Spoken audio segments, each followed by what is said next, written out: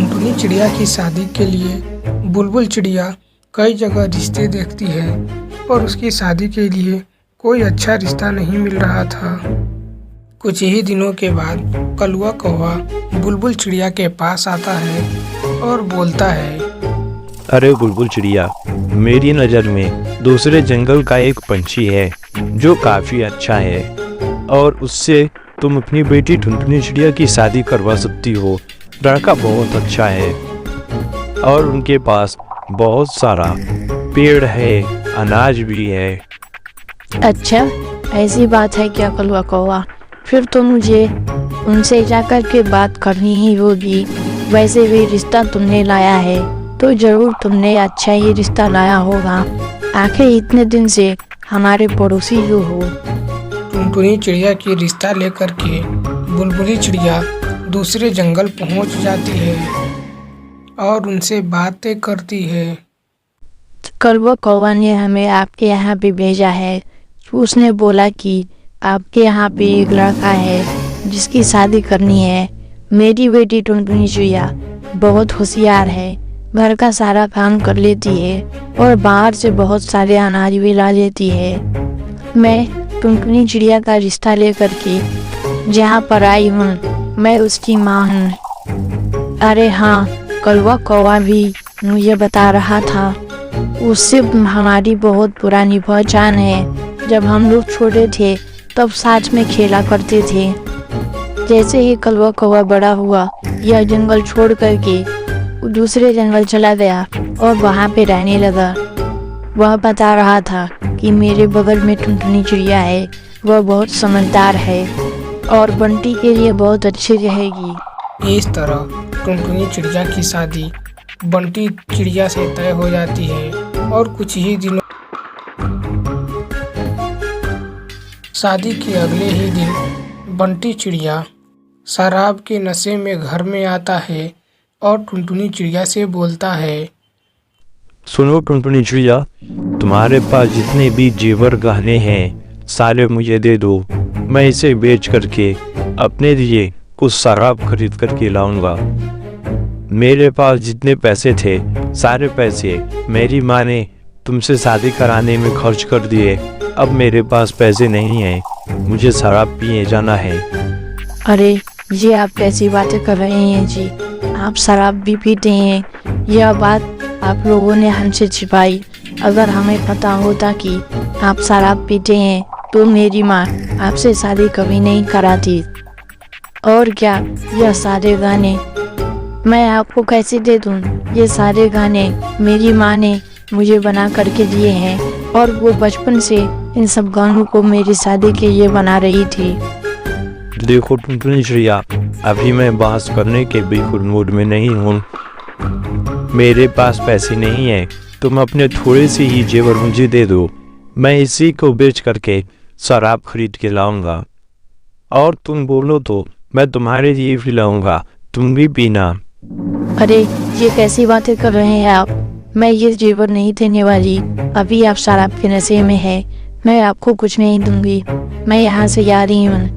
टुनटुनी चिड़िया के जेवर न देने पर, उसके मना करने पर बंटी टुनटुनी चिड़िया को बहुत मारता है और वहाँ से चला जाता है।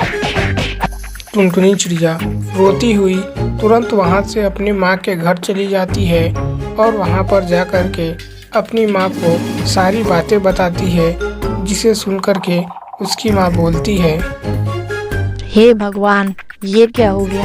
तुम्हारी शादी एक शराबी से हो गई है और वह तुम्हें पहले ही दिन इतना बुरा तरह से मारा है।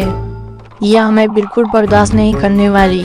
मैं अभी जाती हूँ और उसकी माँ से बात करती हूँ कि यह सब क्या है, कि उसने शादी से पहले ऐसा कुछ भी नहीं बताया था।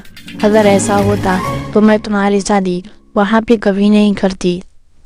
जब टुनटुनी चिड़िया की माँ उसके घर पे पहुँचती है तब वहाँ पे कलुआ कौवा पहले से होता है और कलुआ कौवा दोनों बातें कर रहे होते हैं। ये बहुत अच्छा हो गया कलुआ कौवा, तुम्हारी वजह से बंटी की शादी हो गई। नहीं तो मुझे नहीं लग रहा था कि इस जन्म में उसकी शादी होगी। उसका जैसा बर्ताव है न जाने कितने ही पंछी कल वो उसको रिजेक्ट करके चले गए हैं। अरे नहीं नहीं, ऐसी कोई बात नहीं है। टुनटुनी चिड़िया की माँ इतनी बुरी है कि उसको तो कोई भी बेवकूफ़ बना दे। और तो और तुमसे जो मैंने कमीशन लिया है उसके बदले ही मैंने बंटी की शादी कराई है, वरना मैं बंटी की शादी नहीं करा था। मुझे क्या ज़रूरत थी। अच्छा, तो जो तुम दोनों की मिलीभगत है, तुम दोनों ने मिलकर मुझे बेवकूफ़ बनाया और यह नहीं बताया कि बंटी एक शराबी है। और तुम कौवा कौवा मेरे से कितने अच्छी बातें कर रहे थे और तुमने थोड़े से पैसे के लिए मेरी बेटी का ज़िंदगी तुम बर्बाद कर दिए। तुम्हें तो मैं अपने जंगल से निकलवा लूँगी। अगर मुझे जरा भी शक होता कि बंटी शराबी है तो मैं अपनी बेटी की शादी कभी नहीं कराता। याद रखना, मैं जा रही हूँ। मेरी बेटी टुनटुनी चिड़िया वापस कभी यहाँ नहीं आएगी। मैं उसकी दूसरी शादी करवाऊंगी।